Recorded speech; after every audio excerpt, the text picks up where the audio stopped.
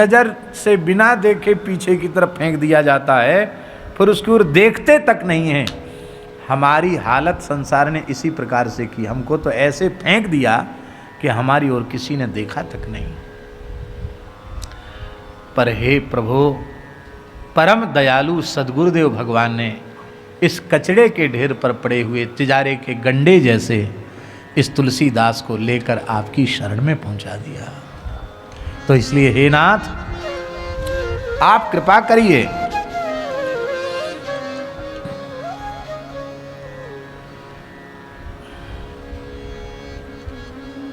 आप हमारी ओर से नजर मत घुमाइए।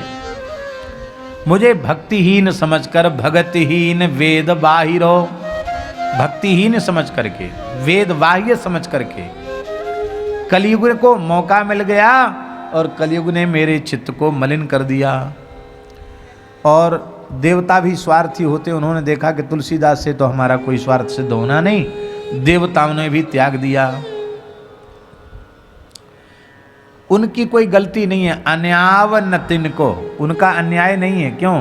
हो अपराधी तिनकेरो, मैं देवताओं का अपराधी हूं। ध्यान में ये बात नहीं आई, देवताओं का अपराधी कैसे हूं? अब देवताओं को भजता तो देवता प्रसन्न होते। हमने तो न देवताओं को भजा, न पितरों को भजा, न और किसी को भजा, मैंने तो आपको भजा। तो वो तो आशा लगाए थे कि हमारी पूजा करेगा, हमने पूजा की नहीं, तो देवता तो पहले से मुंह फुलाए बैठे हैं। वो नाराज हो गए, हो जाने दो नाराज, आप मत नाराज होइए, आप संतुष्ट बने रहिए, क्योंकि मैं सबका अपराधी हूं। और भगवान नाम की ओट पेट भरत हूं, आपके नाम की ओट लेकर, नाम का आश्रय लेकर, सहारा लेकर अपना पेट भरता हूं। और हूं पे कहावत चेरो, सारे संसार में मैं ये प्रसिद्धि हो चुकी है कि तुलसीदास तो आपका चेहरा है, माने सेवक है, किंकर है। हे भगवान, आप ही बताइए, सारा संसार तुलसीदास को आपका शरणागत मान रहा है। वेद के अनुसार भले ही शरणागत के लक्षण मुझ में न हो,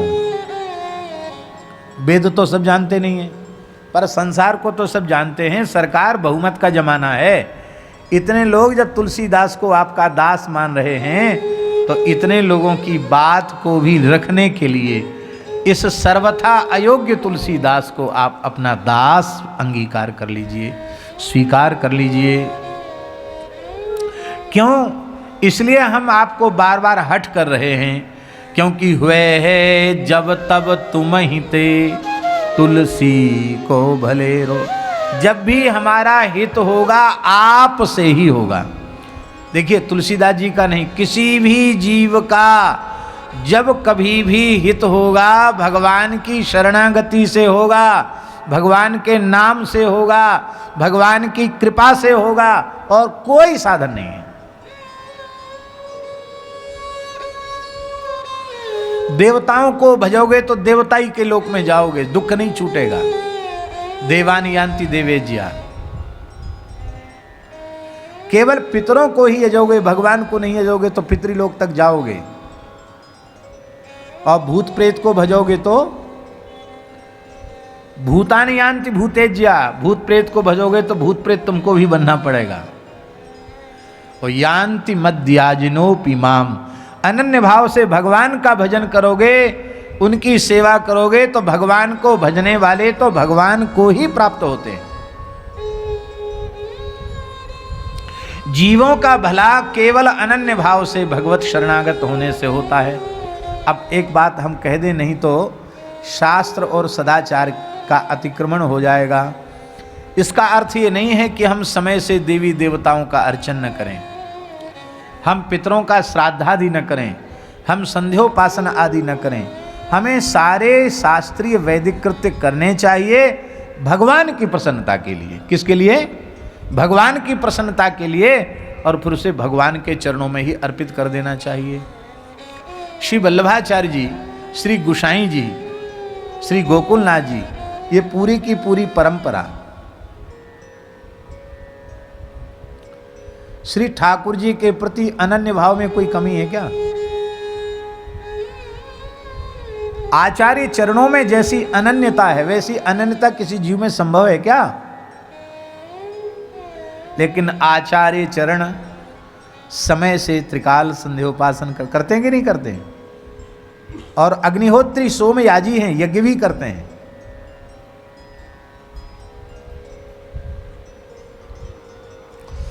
आज भी वल्लभ कुल की परंपरा में शायद सूरत वाले श्री वल्लभ राय जी महाराज, उनके आगे सोमयाजी लगता है, सोम यज्ञ करते हैं। ये सब अग्निहोत्री ब्राह्मण हैं, वैदिक हैं, लेकिन ये सब किस लिए करते हैं? श्री कृष्ण प्रीत्यर्थम, श्री कृष्ण की प्रसन्नता के लिए करते हैं। और करने के बाद श्री कृष्णार्पणमस्तु, श्री कृष्ण को अर्पित कर देते हैं।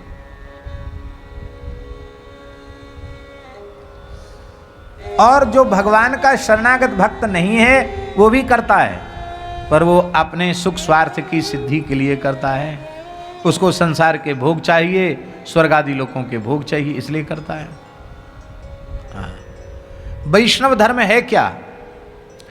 कायेन वाचा मनसेन्द्रियैर्वा, कायेन वाचा मनसेन्द्रियैर्वा, बुद्ध्यात्मना वानुसृत स्वभावात्, बुद्ध्यात्मना वानुसृत स्वभावात्, करोति यद्यत् सकलं परस्मै, करोति यद्यत् सकलं परस्मै, नारायणायेति समर्पयेत् तत्, नारायणायेति समर्पयेत्। जो कुछ करो भगवान को अर्पित कर दो। विश्वनाथ जी बैठे हैं, ये कुंड बनवाना, सरोवरों का उद्धार करना, जीर्ण मंदिरों का जीर्णोद्धार करना, ये सारे काम जो हैं शास्त्र के अनुसार इष्टापूर्त में आते हैं। इष्ट और पूर्त, और इष्टापूर्त का फल है धरती पर खूब दिव्य भोगों की प्राप्ति और मरने के बाद स्वर्ग के भोगों की प्राप्ति। पर हम आपसे पूछते हैं, क्या धरती के भोग और स्वर्ग के भोग प्राप्त करने के लिए आप ये ब्रज की सेवा में लगे हैं? संतों की, गुरुजनों की आज्ञा से केवल ठाकुर श्यामा श्याम को रिझाने के लिए, उनकी प्रसन्नता प्राप्त करने के लिए आप इस सेवा में लगे हैं। तो ये बात पक्की है। इस पवित्र भाव से यदि आप सेवा में लगे हैं तो आप जीते जी ठाकुर जी के चरणों में हैं, और जब ये शरीर अपनी अवधि पूरी कर लेगा तो नित्य गोलोक बिहारिणी बिहारी जी के चरण प्राप्त हो जाएंगे, क्योंकि आपका लक्ष्य युगल श्यामा श्याम की प्रसन्नता है।